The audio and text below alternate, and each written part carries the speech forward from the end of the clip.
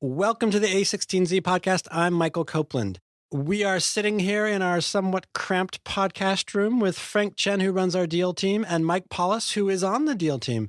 Welcome, guys. Thanks so much for having us. Great to be here. Frank, last year around this time, you wrote a piece for our 16 Things package, and it was about insurance. And all things. Oh, yeah. Of all things. And, it was about this trend for the future. And it turns out, actually, of all the things, or I won't say of all the things, but of some of those things, it got this incredible response. And all of a sudden, there were waves and waves of startups in insurance. I have to say I was the most surprised to see the reaction to this post. And in fact, Mike joined us after having read the post and saying, hey, look, it's a venture firm interested in insurance.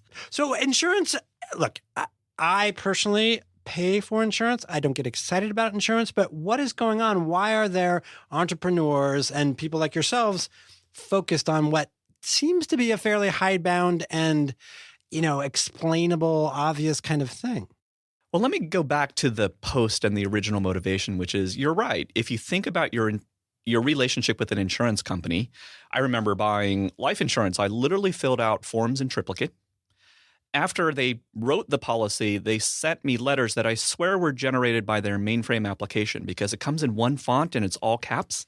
And that was the only the font available when they had the mainframe application. And I really don't have any other interaction with them. Once a year, I get this mainframe generated app that said, or letter that says, send me your premium.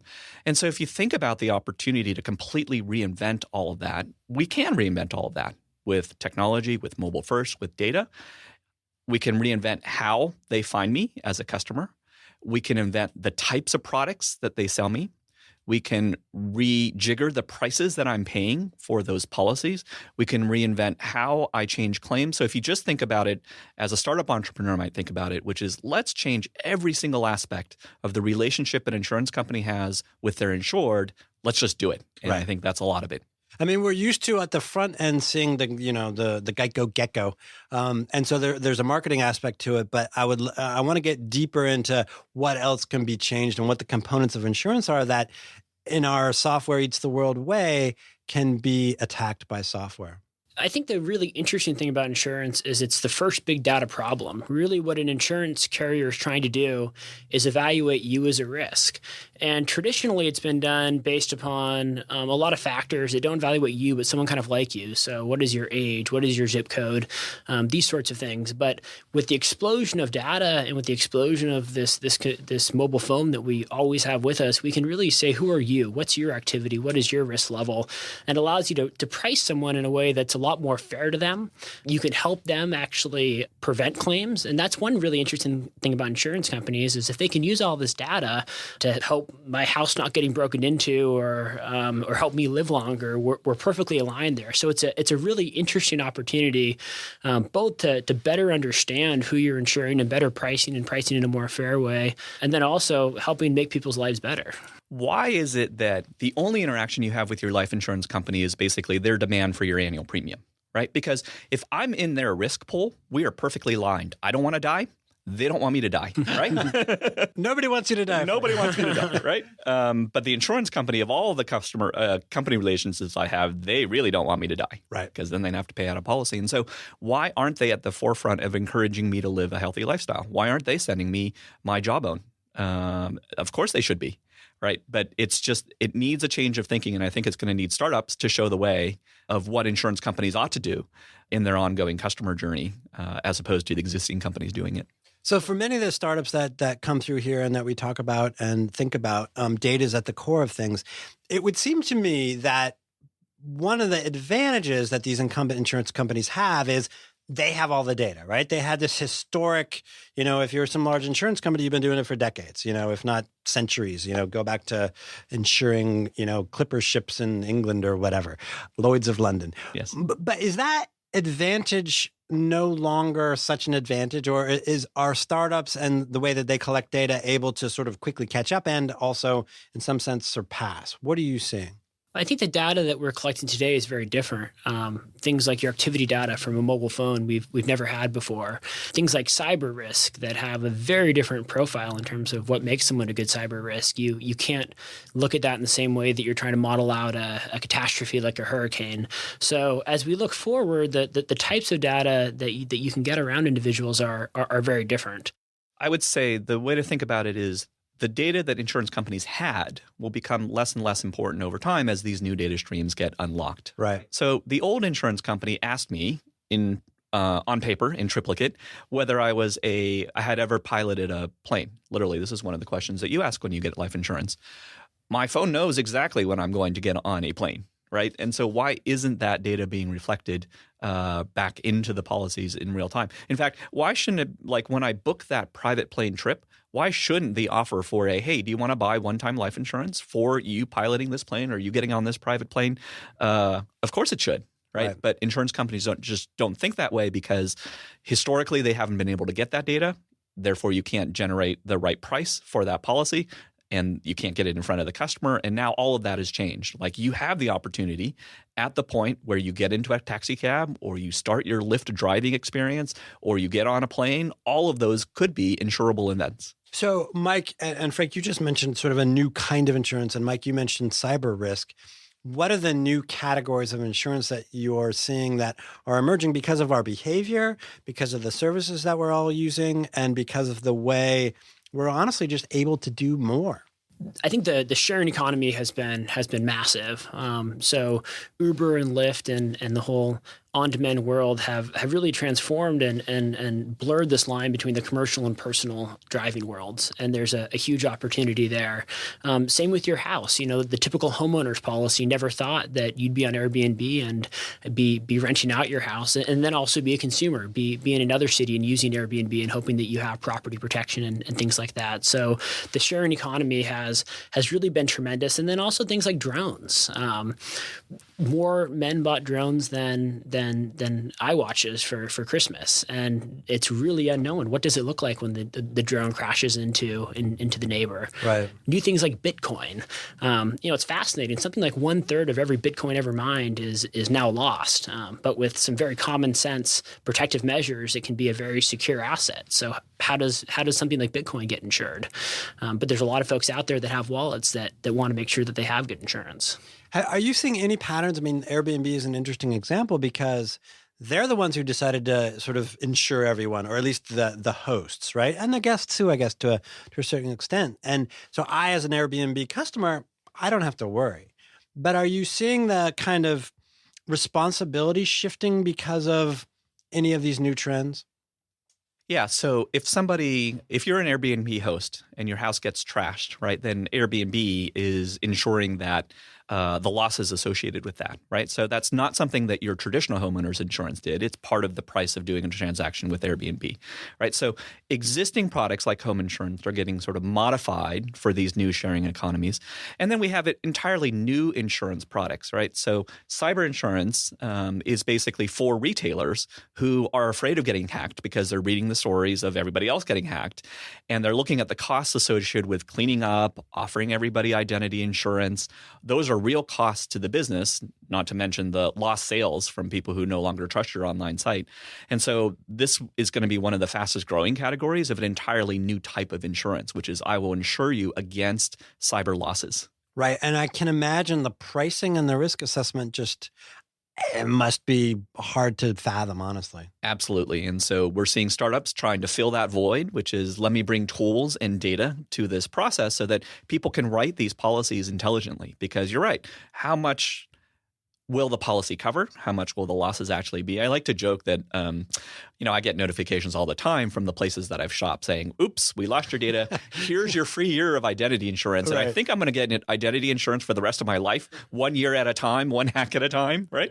So there's costs associated with that. There's costs associated with plugging the security holes. There's costs associated with hiring a brand new insurance team. There's costs associated with lost customers. So how far do the policies go? And then how much should they cost? I think it's also interesting that we see really a convergence of things like cyber risk and traditional P&C. What's P&C? Property and casualty. Okay. Traditional things like a fire, flood, something like that. So, we had in Germany the first factory that was attacked in a cyber way and it caused physical damage. But as we see an explosion of connected devices where all of the machines in your factory are connected to the internet, all of a sudden that fire or that flood or that shutdown or that interruption of your factory is as likely to be caused by a hacker as it is to be caused by weather or something like that. So it's not necessarily kind of new frontiers, but this convergence. If my car drives itself, then that cyber policy is going to be the most important form of auto insurance that I have. Do you think in the same way that, let's say I have a house that's on a hillside that's prone to landslide, or it wasn't built to code, it's uninsurable because it doesn't meet certain standards. Do you feel like there's going to be standards that emerge around cyber risk? And then let's get to the question of driverless cars. If you don't have XYZ in place, the pillars, the sort of underpinnings of good cyber security, behavior, you won't get insurance? Or will we see these things emerge as standards, do you think? I think standards will emerge over time, and this is sort of what a lot of startups are trying to work on, which is, let's say you were the insurance company and you wanted to insure your favorite retailer against cyber losses. An intuitive thing to assess would be, well, how vulnerable are they? Right? You'd use all the tools that hackers would use to try to figure out like how easy it is to break in. Right. And once I've broken in, like what information can I get? Right. So I think there will be emerging standards that let people assess what level of maturity these retailers have on their online presences. I think it won't be government necessarily. I think it will be commercial standards, right? That sort of put you into a risk category, right? Are you risk 1 or risk 6, right? Right. And you can either pay X or out the nose. Yeah, exactly. And then how do you get from 6 to 1? Like if you wanted to be in a less risky category, what things can you do to protect yourselves? And you'd expect insurance companies to take a much more active role, right, in the way that I was describing. Instead of just the 1 year cough up your premium, here's the, hey, let's work together to get your security risks down. And I think if you go back to the beginnings of commercial insurance, they've always had that role because the insurance company is really the risk expert. And when done right, they're not just someone you pay premium to insure your risk, but they're actually your active partner. So, Hartford Boiler came out of the Industrial Revolution and the start of steam boilers. And there used to be explosions everywhere. Right. And there were a lot of fatalities. And they invented the really kind of the first modern insurance policy. And they said, we're going to inspect every boiler. Only if it's a really good boiler are we going to insure it, and then we're going to continue to see if it's well maintained. So not only did you have kind of the birth of a massive line of insurance, but you saw safety standards rise universally. And I think a lot of companies benefit from their insurance broker that comes in, whether it's practices of employment or your building or your car. They're often the drivers of safety and partners. So I think it's natural that as we go into the cyber world, the insurance companies are going to be the folks with the most knowledge across the broadest set to sort of have those standards, but also make their clients a lot safer. And I think that the insurance companies that win in the next century will be those that insure least, and that they pay the most claims, or they pay the fewest claims rather, and they're the most preventive. Right. You've mentioned cars and driverless cars a few times. This is one of those things that's a head scratcher because who's liable if I'm not driving the car's driving itself?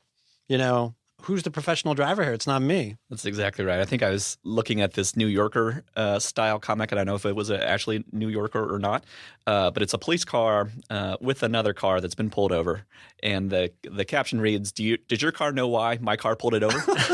Right? Right. Who's liable? Or imagine this, right? So it's only going to be a matter of time before somebody comes and hacks your garage, right? Your Bluetooth-enabled garage, lifts your garage door open, and then hacks your car and drives it away. Right? Because you have a self-driving car. Right. Okay. So who's responsible in that case? Did the homeowner have liability because their garage door was so easy to hack and the car inside it was so easy to hack?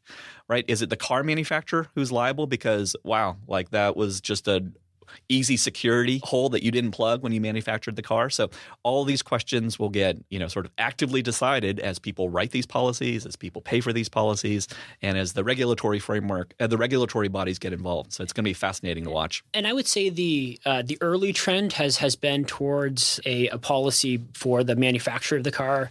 So really Google, Volvo, and Mercedes have all said that for their cars, while they're in a self-driving mode, they have the liability.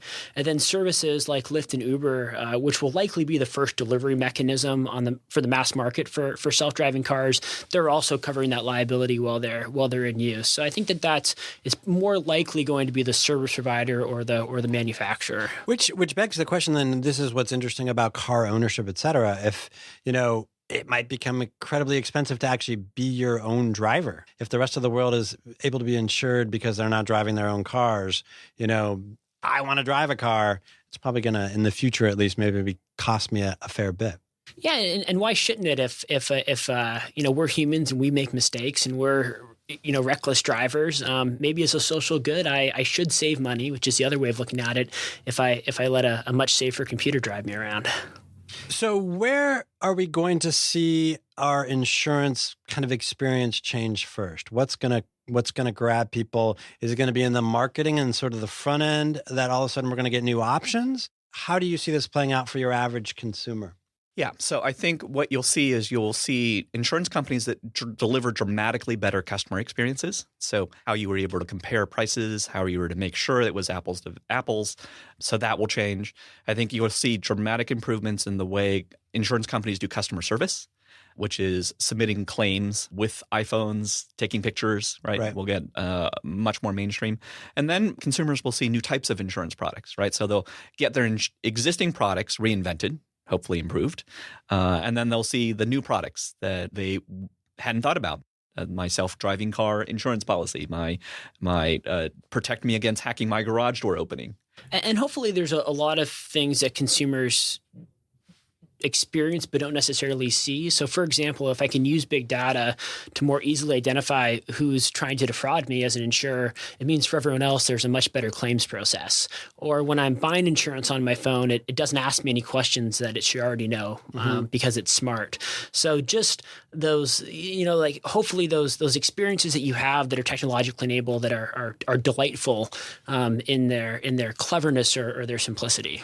Does the universe of insurance, if let's think about the Internet of Things, if everything is smart and connected and therefore data is sort of ubiquitous, does the universe, can I insure anything at that point, or in some ways bet on anything? Like, do you see that happening, or are we still for the near term going to be focused on kind of the more fundamental pillars of insurance that we know? So in theory, if there were more data freely available, you ought to have new insurance products, right, to capitalize on that. And I think of the weather company, Climate Corp, did a series of experiments where you could buy insurance on weather events, right? So if I'm a farmer in Iowa and I want to say, look, if it's 100 degrees 7 days in a row, that's very bad for my corn. I want to buy a policy on that particular event. It turned out not to be a great business for the Climate Corp. So I think we need to run more of these experiments because in theory, we ought to see a Cambrian explosion of insurance types because data is so easy to get. Right. But we haven't seen that yet. So, and I think that the other really interesting thing is there's a whole sector of folks that are cut off from the insurance markets today. For example, insurance is very expensive for teenage girls to get, for example, because their male counterparts can be very irresponsible. I know I wasn't a great driver when I was 16, but through telematics, I can show, hey, I'm not the irresponsible 16-year-old. So you're saying that teenage girls are treated as if they were teenage boys. Exactly. And there was a company in the UK called Drive Like a Girl, and it said, look, we'll put a telematic device in your car. If you can show that you drive like a girl, i.e. are safer, less aggressive, we'll save you a lot on your insurance. So all of a sudden, a lot of people were able to save a lot of money. I think a more serious example is diabetics today. It's a huge part of our population, and it's very difficult to get decent health or life insurance. But the vast majority of diabetics are managing. They're following their doctor's orders, they're exercising, and they're actually pretty good risks. And we can use wearables and devices now to say, hey, look, I might be diabetic, but I'm actually a really good risk because I'm doing the things that I'm supposed to be doing. And all of a sudden, those sorts of folks have access to insurance policies and markets. So this idea of rewarding virtuous behavior, right, or less risky behavior is great. And one of the really interesting trends is this is going to extend to algorithms. In other words, there are going to be ethical programming that we have to do for our cars, right? So the prototypical example is, look, you're building the self-driving car, and you're in this situation where you can make one of two decisions, right? Kill 5 kids on the sidewalk or kill 20 adults if you turn left, right? And so eventually we're going to need to program our cars to make these decisions. And so this idea of sort of ethical decision making, right, doing something that's sort of better for a specific audience is actually going to come back and influence insurance rates too. What kind of ethical programming does your car have? And therefore, what kind of insurance is appropriate for it? What you need in that situation is the Speed Racer Mach 5 button where it then jumps over the 5 kids and the 20 adults, and like that's the problem solved. That's the solution. So give me some examples of some entrepreneurs and companies that are at this pushing the envelope on insurance. Well, we got to start with Zenefits, I think. Okay, so let's talk about our portfolio, and then we can talk about other companies too. One of the fastest growing companies in our portfolio. Who would have thought? It's an insurance company. Right. And they figured out a magical way to deliver value to customers in the form of HR software and collect insurance money, basically, as a way to monetize it. And fantastic, right? So they figured out the magical business model. And we love innovation like that. Doesn't have to be a breakthrough algorithm all the time. It was a breakthrough business model. Right. We have a couple others in the portfolio that you might not initially think of as insurance companies, but the applications have been numerous. So Smart Car is doing some really interesting things around an API to access your car, and the insurance applications there are really interesting. Human API, which allows you to have access to all of your health data in a more electronic way, has had some really interesting early insurance opportunities, making it a lot easier to get underwritten, for example. So these are both like in the first example, it's how my driving habits. In the second example, it's my health habits. Exactly, and your healthcare record. Right. And then there's some really interesting things. We've seen in the U.S. at least. I think Clover and Oscar are two really interesting approaches to try to solve a healthcare experience that is expensive and probably suboptimal from a patient perspective, and taking really interesting approaches. I think another really interesting company that's flown under the radar a little bit is ZhongAn, and that's an insurance company backed by Alibaba and Tencent that's raised almost $1 billion and an $8 billion valuation, which would make it one of the most valuable private companies in the world, really bringing digital insurance to the Chinese market using messaging apps and a lot of social distribution. Fascinating and really disruptive company. And they're insuring what? I mean, all kinds of things, or? Yeah, so they started out insuring the shipping cost to return a digital good. So you get something shipped from Tencent or Alibaba, and they'd insure the cost of you shipping it back to them. And now they're doing home, auto, all the different lines you might want. And of that $1 billion raised, as much as that just to sort of the pool of capital that they need to follow through on their insurance promises? I would say in this particular case, there definitely is a regulatory component. Most of that's going to go out and conquer the Chinese market. Right.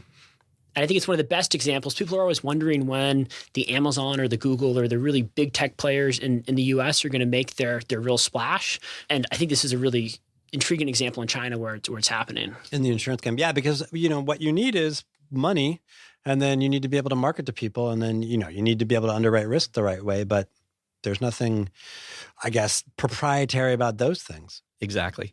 And so, what it really sort of foreshadows for us here in the States is, where do I buy my insurance product, right? Mm-hmm. And I think we're going to see a lot of disruption.